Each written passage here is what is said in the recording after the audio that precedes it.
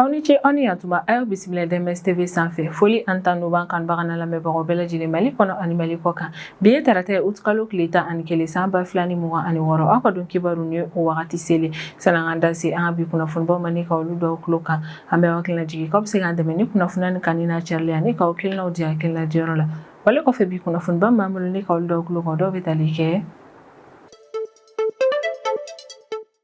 mi yɛrɛ kɔni banbaci wale jɛkulu maaw ye halisa olu kɔni bɛ ka essayer ni ka tiɲɛni yɛrɛ kɔni don Mali fintigilakaw kunna nka o tɛ min yɛrɛ kɔni kalama o ye k'a fɔ ko min y'an ka Mali fintigilakaw k'olu pɛrɛnnen don kɛlɛ kama sanga ani wagati o ko hukumu de la kari tɛmɛnen août kalo tile 9 san 2026 sɔgɔmada joona yɛrɛ kɔni fɛ min yɛrɛ kɔni banbaci wale jɛkulu ma olu taara essayer k'u bɛ binkani wale kɛ ni ka ɲɛsin an ka Mali fintigilakaw ka kan dɔ yɛrɛ kɔni ma san région yɛrɛ kɔni kɔnɔna ni nin yɔrɔ kofɔlen yɛrɛ kɔni ye an ka 23e régiment yɛrɛ de kɔni la k'a fɔ ko banbaci wale maaw ye minnu yɛrɛ kɔni taara fɔ k'u bɛ binkani wale kɛ ka ɲɛsin an ka Mali fintigilakaw ka nin kan kofɔlen yɛrɛ kɔni ma ko banbaci wale maa ninnu nimisar'u ka wale la kosɛbɛ ka d'a kan ko in da ma jɔ o la min y'an ka Mali fintigilakaw olu cɛsiri banbaci wale maaw kama fo ka maa caman si latunu ne ka bɔ o la min fɛnɛ ye kɛlɛkɛminɛn caman ye bolo dara o dɔw kan dɔw fɛnɛ yɛrɛ kɔni tiɲɛna an ka Mali fintigilakaw fɛ nin opération in kɔnɔna na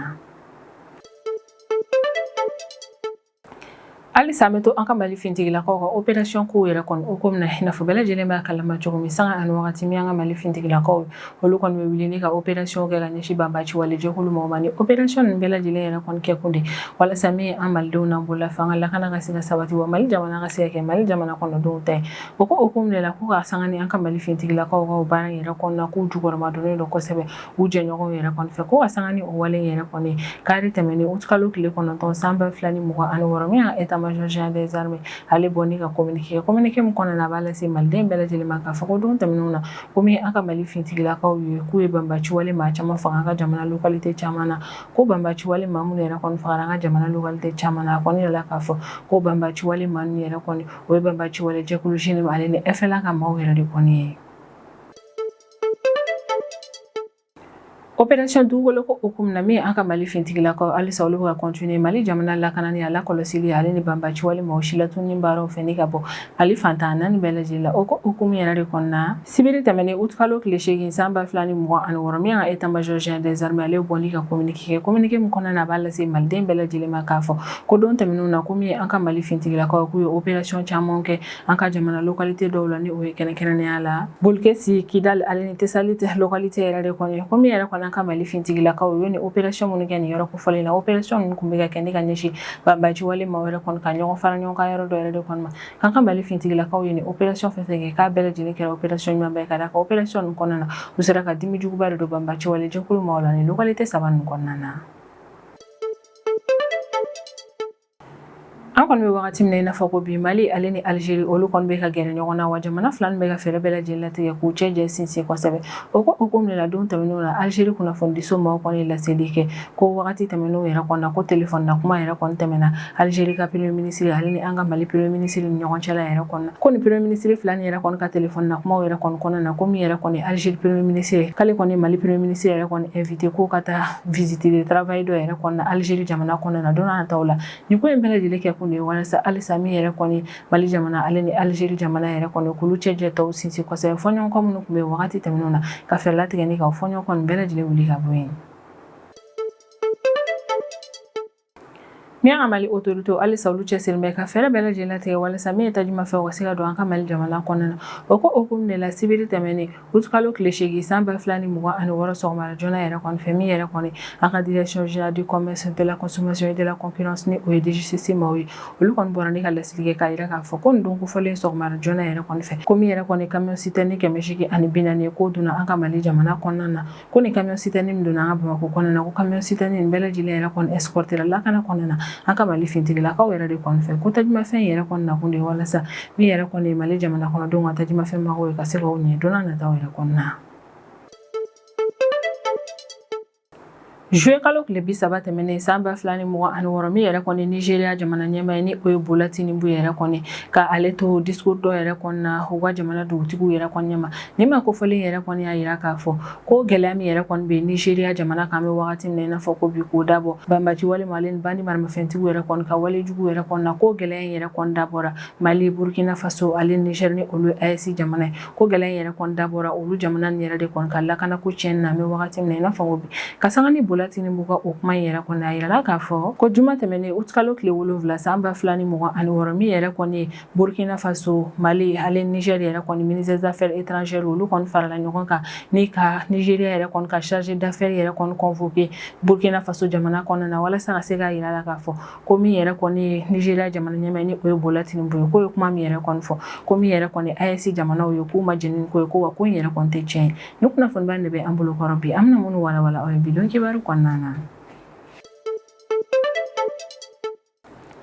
Min banbaci wale maaw ye sanga ani wagati olu bɛ ka fɛɛrɛ latigɛ walasa ka se ka tiɲɛni don an ka Mali fintigilakaw yɛrɛ kɔni kunna nka min an ka Mali fintigilakaw olu fɛnɛ pɛrɛnnen don sanga ani wagati ni ka maa ninnu yɛrɛ kɔni kɛlɛ o ko hukumu de la kari tɛmɛnen août kalo tile 9 san 2026 sɔgɔmara joona yɛrɛ kɔni fɛ a kɔni yirala k'a fɔ ko min yɛrɛ kɔni an ka Mali fintigilakaw ka 23e régiment yɛrɛ kɔni ni nin yɛrɛ kofɔlen yɛrɛ kɔni bɛ san région kɔnɔna na ko banbaci wale jɛkulu maaw taara fɔ k'u bɛ binkani wale kɛ ka ɲɛsin kan kofɔlen man don kofɔlen sɔgɔmara joona yɛrɛ kɔni fɛ attaque yɛrɛ kɔni kɔfɛ min ka état-major général des armées ale kɔni bɔra ni ka communiqué min kɔnɔna na y'a yira k'a fɔ k'an ka Mali fintigilaka minnu yɛrɛ kɔni sigimɛ ni kan kofɔlen kɔnɔna na k'olu ka cɛsiri n'u ka baara kɛ ko ɲuman kɔni kɛra sababu n'u sera ka banbaci wale jɛkulu ma nin yɛrɛ kɔni bali u ka nin binkani wale in na a wagati min na i n'a fɔ ko bi min an ka Mali fintigilakaw yɛrɛ kɔni olu cɛsiri bɛ ka wuli k'u jɔ kosɛbɛ walasa ka se ka san région yɛrɛ kɔni lakana sabati kosɛbɛ ko nin karidon yɛrɛ kɔni na août kalo tile 9 san 2026 sɔgɔmara joona nɛgɛ kanɲɛ 5 ka sanga ni miniti 30 ye ko min yɛrɛ kɔni banbaci wale jɛkulu JINIM ale ni FLA ka maaw yɛrɛ kɔni olu kun farala ɲɔgɔn kan ni k'a fɔ k'u bɛ binkani wale kɛ ka ɲɛsin an ka Mali fintigilakaw ka nin kan kofɔlen ma san région kɔnɔna na attaque yɛrɛ kɔni kɔfɛ min yɛrɛ kɔni ye kan kofɔlen yɛrɛ kɔni commandant ni o ye lieutenant colonel El Umurani yɛrɛ kɔni ale kɔni bɔra ni ka kuma vidéo dɔ yɛrɛ kɔni na vidéo min na a bɛ hakilisigi kuma fɔ maliden bɛɛ lajɛlen ale ni san sigibaa maaw yɛrɛ kɔni an bɛ wagati min na i n'a fɔ ko bi kan yɛrɛ kɔni commandant ka kumaw yɛrɛ kɔni kɔnɔna na a ka vidéo in na a y'a yira k'a fɔ ko ale b'a dɔn k'a fɔ ko bɛɛ lajɛlen yɛrɛ kɔni ye vidéo yɛrɛ kɔni ye bɔlɔlɔsiraw kan vidéo min yɛrɛ kɔni na a kɔni bɛ ye k'a fɔ min yɛrɛ kɔni banbaci wale jɛkulu ma olu kɔni bɛ ka na san kan kofɔlen yɛrɛ kɔni attaqué k'a bɛ hakilisigi kuma fɔ bɛɛ lajɛlen k'a fɔ ko min yɛrɛ kɔni ye banbaci wale ma nin yɛrɛ kɔni ye k'u caman yɛrɛ kɔni fagara ni u ka nin attaque yɛrɛ kɔni senfɛ ko wa min yɛrɛ kɔni an ka Mali fintigilakaw olu sera ka attaque yɛrɛ kɔni bali ni sebayaba yɛrɛ de kɔni ye ko kɛlɛ yɛrɛ kɔni kɔnɔna an ka Mali fintigilakaw ye banbaci wale ma minnu faga u kɔni bɛ banbaci wale ma 40 yɛrɛ kɔni bɔ min yɛrɛ kɔni lieutenant colonel El Umurani yɛrɛ kɔni ale kɔni y'a yira k'a fɔ ko ale ka cɛdenw cɛsirilen don ko wa u bɛ se baara kɛcogo ɲuman na fɛnɛ ko ale de kɔni ale bɛ hakilisigi kuma fɔ bɛɛ lajɛlen k'a fɔ ko min yɛrɛ kɔni 23e régiment maaw yɛrɛ kɔni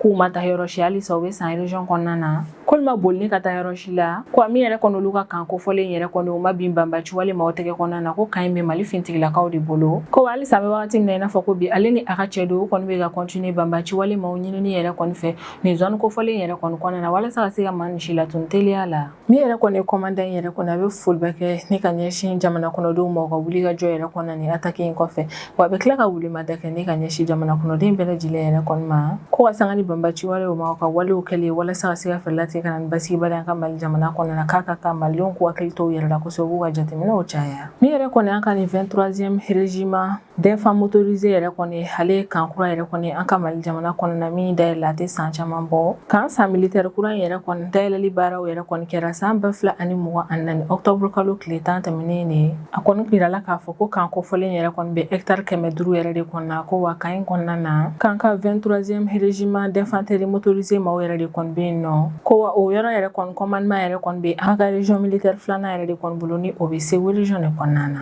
ko nka nin karidon yɛrɛ kɔni août kalo tile 9 san 2026 binkani wale yɛrɛ kɔni damaja banbaci wale jɛkulu maaw la ka d'a kan an ka Mali fintigilaka minnu bɛ kan in kɔnɔna na u y'u cɛsiri banbaci wale man kama ni k'u caman faga an wagati min na ina fɔ ko bi mi yɛrɛ kɔni ka Mali fintigilakaw n'olu jukɔrɔmadonni don kosɛbɛ n'u jɛɲɔgɔn yɛrɛ kɔni k'alisa olu kɔni bɛ ka continuer jamana lakɔlɔsi a lakanani ni ale ni banbaci walima o kɛlɛli baaraw yɛrɛ kɔni na opération dugukolo hukumu na Mali fantan naani bɛɛ lajɛlen na k'a tɛmɛnen août kalo tile 9 san 2026 min ka état-major général des armées ale bɔnni ka communiqué min kɔnɔna a b'a lase maliden bɛɛ lajɛlen ma k'a fɔ ko sibiri tɛmɛnen août kalo tile 8 san 2026 ko an ka Mali fintigilakaw ka sanfɛ kɛlɛkɛminɛnw to jamana lakɔlɔsili baaraw la o kɔni taara bɔ banbaci walejɛkulu maa dɔw yɛrɛ kɔni ka minnu kun kɛmɛ ni k'u dogo yiri jukɔrɔlaw yɛrɛ kɔni na banbaramaw de localité nord est yan fanfɛla yɛrɛ kɔni na ko sanfɛ kɛlɛkɛminɛnw yɛrɛ kɔni bɔlen banbaci wale mani yɛrɛ kɔni kan kɔni ma girinni ka farapo kɛ sanfɛ kɛlɛkɛminɛnw mɛnna sɛgɛsɛgɛli baaraw yɛrɛ kɔni na ka renseignements ɲini kelen ni ka renseignements sɔrɔ o sɔrɔla ka farapo kelen kɛ ni ka ɲɛsin banbaci wale mani dogolen yɛrɛ kɔni yɔrɔ in ma ni yiri jukɔrɔla nin na ko sanfɛ kɛlɛkɛminɛw yɛrɛ kɔni kelen ni ka farapo kɛ ni ka ɲɛsin yɔrɔ in yɛrɛ kɔni ma min sanfɛ kɛlɛkɛminɛw halisa olu continue yɔrɔ in yɛrɛ kɔni lakɔlɔsili baaraw la ko k'u to yɔrɔ in yɛrɛ kɔni lakɔlɔsili baaraw la o ma maa si bolitɔ ye ni ka bɔ yɔrɔ in na wale min b'a yira k'a fɔ ko banbaci wale ma fɛn fɛn kun bɛ yiri jukɔrɔla in na k'olu bɛɛ lajɛlen fagara ko ni opération in kɔfɛ kari dɔw août kalo tile 9 san 2026 ko min yɛrɛ kɔni banbaci wale jɛkulu GNM ale ni FLA ka maaw ye k'olu kun bɛ ɲɔgɔn ye yɛrɛ kɔni na yɔrɔ caman na kɛrɛnkɛrɛnnenya la an ka jamana localité dɔw la ni olu ye Abeibara localité ni yɛrɛ kofɔlen bɛ Kidali région kɔnɔna na Arazelma localité ni yɛrɛ kofɔlen bɛ Tombouctou région kɔnɔna na ale ni Maou localité nord-ouest yan fanfɛla ni yɛrɛ kofɔlen yɛrɛ kɔni bɛ Kucala région kɔnɔna na ko nin don kofɔlen na min y'an ka Mali fintigilakaw ka sanfɛ kɛlɛkɛminɛw olu kɔni taara bɔ banbaci wale maaw ka ɲɔgɔn fara ɲɔgɔn kan caman yɛrɛ kɔni ma localité nin kɔnɔna na ko sanfɛ kɛlɛkɛminɛw bɔlen nin ko in yɛrɛ kɔni kalama o kɔni fɛnɛ farapo kɛ ne ka ɲɛsin banbaci wale ma dagasigiyɔrɔ nin yɛrɛ kɔni ma ko farapo in kɛra farapo ɲuman ba ye ka d'a kan farapo in kɛra sababu ye ni fɛn fɛn kun bɛ yɔrɔ nin na k'a bɛɛ lajɛlen tiɲɛ ko banbaci wale maa minnu kun bɛ ɲɔgɔn ye yɔrɔ in yɛrɛ kɔnɔ olu bɛɛ lajɛlen sara min ye kɛlɛkɛminɛn camanw ye olu fɛnɛ tiɲɛna ka Mali fintigilakaw fɛ ni o ye kɛrɛnkɛrɛnnenya la mobiliw ye minnu yɛrɛ kɔni kun falen don maramafɛnw na droniw b'a la ale ni moto caman ko farapo in yɛrɛ kɔni kɛra sababu ye ni ka tiɲɛ don ni fɛnba nin bɛɛ lajɛlen de la ko ni opération in yɛrɛ kɔni kɔfɛ san région yɛrɛ kɔni kɔnɔna na ka sanga ni kilomètre 17 ye ko min y'a ka Mali fintigilakaw ka sanfɛ kɛlɛkɛminɛw k'olu to jamana lakɔlɔsili baaraw la o kɔni taara bɔ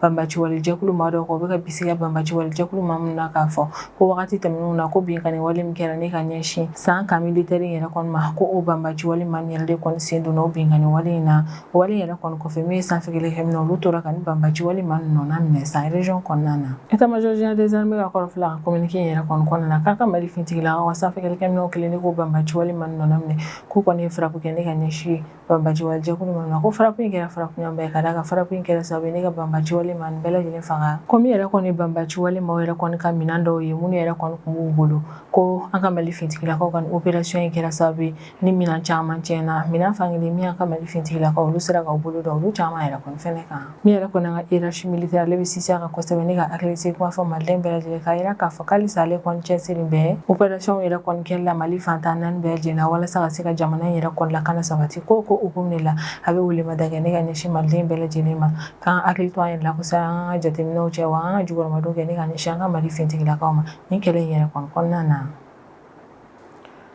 halisa an bɛ to an ka Mali fintigilakaw ka opération ko hukumu na i n'a fɔ bɛɛ lajɛlen b'a kalama cogo an bɛ wagati min na i n'a fɔ ko bi ko min yɛrɛ kɔni an ka Mali fintigilakaw n'olu jukɔrɔmadon n'u jɛɲɔgɔn ye k'halisa olu kɔni bɛ ka continuer u ka opération fɛ opération min na u bɛ jamana lakɔlɔsi u b'a lakana u bɛ banbaci wale maaw fɛnɛ si latunu ka bɔ an ka Mali jamana kɔnɔ na k'halisa an ka Mali fintigilakaw bɛ ka continuer n'o opération ye n'o opération nin yɛrɛ kɔni bɛ ka kɛ opération dugukolo ko hukumu yɛrɛ de kɔnɔna na ko don tɛmɛnen labanw yɛrɛ kɔnɔ min yɛrɛ kɔni an ka Mali fintigilakaw ka sanfɛ kɛlɛkɛminɛw olu kɔni ye farapo kɛ ne ka ɲɛsin banbaci wale jɛkulu maaw yɛrɛ kɔni ka ɲɔgɔn fara ɲɔgɔn kan yɔrɔ caman yɛrɛ kɔni ma jamana kɔnɔna na communiqué la min carila sibiri tɛmɛnen août kalo tile 8 san 2026 min y'an état-major général des armées ale b'a da maliden bɛɛ lajɛlen kulo kan k'a fɔ ko juma tɛmɛnen août kalo tile 7 san 2026 ko k'an ka Mali fintigilakaw ka sanfɛ kɛlɛkɛminɛw to jamana lakɔlɔsili baaraw la u kɔni taara bɔ banbaci wale jɛkulu GNM ale ni FLA maaw ka ɲɔgɔn fara ɲɔgɔn kan yɔrɔ caman yɛrɛ kɔni kan Bolkesi Kidali ale ni Tesali secteur yɛrɛ kɔni kɔnɔna na ko sanfɛ kɛlɛkɛminɛw bɔlen ni fɛn yɛrɛ kɔni kalama k'u ka jateminɛw fɛnɛ y'a yir'u la k'a fɔ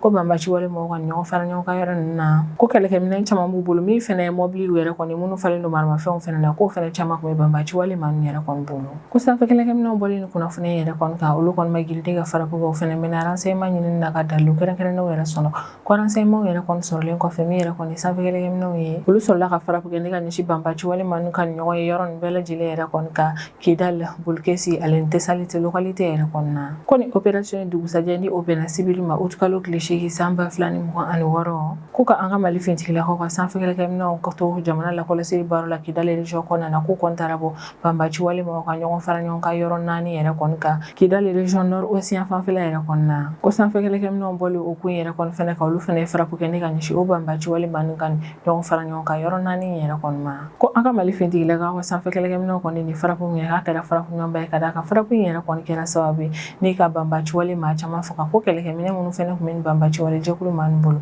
ko caman yɛrɛ kɔni fɛnɛ tiɲɛna ni frappe in senfɛ k'a kɔni wagati min na i n'a fɔ ko bi halisa min yɛrɛ kɔni an ka sanfɛkɛlɛkɛminɛw olu bɛ ka continuer yɔrɔ ninnu yɛrɛ kɔni lakɔlɔsili baaraw la walasa opération minnu kɛra yɔrɔ ninnu na opération ye jaabi min bɔ k'o dɔn kɛrɛnkɛrɛnnenya la ale ni ka fɛlatigɛ min yɛrɛ kɔni banbaci walemaw ye olu kana na se k'u ka ɲɔgɔn fara ɲɔgɔn ka yɔrɔ wɛrɛw yɛrɛ kɔni kɛ ni secteur kɔnɔna na min yɛrɛ kɔni état-major général des armées ale bɛ hakilisi kuma fɔ maliden bɛɛ lajɛlen ka sinsin kan kosɛbɛ halisa min an ka Mali fintigilakaw k'u bɛ ka continuer opération fɔ u bɛ opération minnu kɛ ni cɛsiri ale ni baara kɛ ko ɲuman ye jamana fantan naani bɛɛ lajɛlen na walasa min yɛrɛ kɔni banbaci wale jɛkulu ma k'olu si latunu ka bɔ Mali jamana kɔnɔna na wale min bɛ kɛ sababu ye ne ka malidenw n'u bolo fanga lakana sabati u sigiyɔrɔw la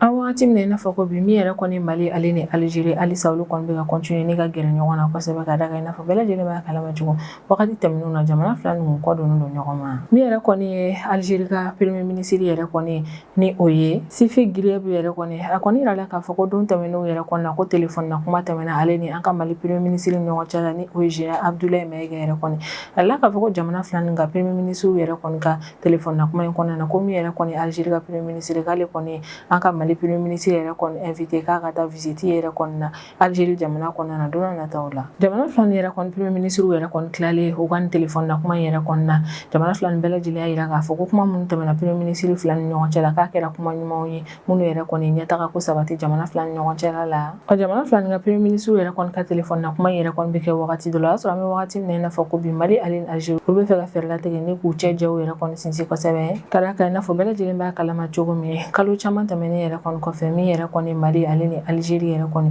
olu yɛrɛ kɔni kun kɔ donnen don ɲɔgɔn ma kosɛbɛ Algérie primature ma u ka communiqué kɔnɔna na o y'a yira k'a fɔ ko général Abdoulaye Maïga ale ni Algérie ka premier ministre yɛrɛ kɔni k'u ka téléphone na kuma in kɔnɔna na ko fila bɛɛ lajɛlen y'a yira k'a fɔ ko badenya solidarité ale ni sigiɲɔgɔnya ɲuman min yɛrɛ kɔni bɛ Algérie jamana kɔnɔdenw ni Mali jamana kɔnɔdenw ni ɲɔgɔn cɛ la kabini wagati tɛmɛnenw yɛrɛ kɔni na k'alisa olu cɛsirilen bɛ k'o jɛɲɔgɔnya in tɔ sinsin kosɛbɛ nin wale yɛrɛ kɔni b'a yira bɛɛ lajɛlen la k'a fɔ ko Mali ale ni Algérie a ka di u bɛɛ lajɛlen yɛrɛ kɔni wagati tɛmɛnenw na bɛnbaliya minnu tɛmɛnenw ni ɲɔgɔn cɛ la ka u kɔ don o bɛnbaliya nin bɛɛ lajɛlen ma ale ni ka fɛɛrɛlatigɛ ka to ka kumaɲɔgɔnya tɛmɛ u ɲɔgɔn cɛ la kumaɲɔgɔnya minnu yɛrɛ kɔni bɛ kɛ bonya ale ni karama kɔnɔna na ko Algérie ka premier ministre yɛrɛ kɔni kelen filɛ nin ye ka an ka Mali premier ministre invité min kɛ k'a ka taa visite yɛrɛ kɔni na Algérie jamana kɔnɔna na k'o kɔni bɛ sɔn ka kɛ sababu ye ni Mali ni Algérie bɛ fɛ ka gɛrɛ ɲɔgɔnya min tɛmɛ u ɲɔgɔn cɛ la ka o ko tɔ sinsin kosɛbɛ wagati min na i n'a fɔ ko bi